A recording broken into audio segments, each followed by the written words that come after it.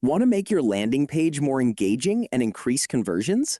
In this video, I'll show you how to add a video to your System.io landing page step by step. Step 1. Log into your System.io account and click on Funnels. Open the funnel that contains the landing page where you want to add a video. Step 2. Select the landing page and click Edit Page to open the drag and drop page editor.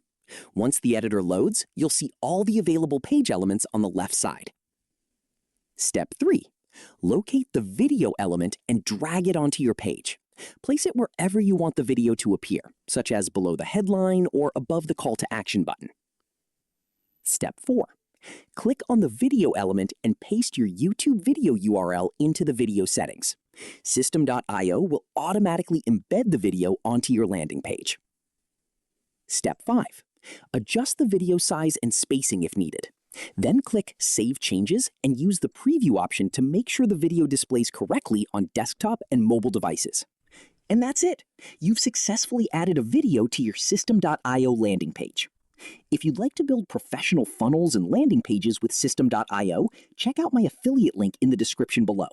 And don't forget to like this video, subscribe to Funnel Growth Lab, and turn on notifications for more simple step-by-step tutorials.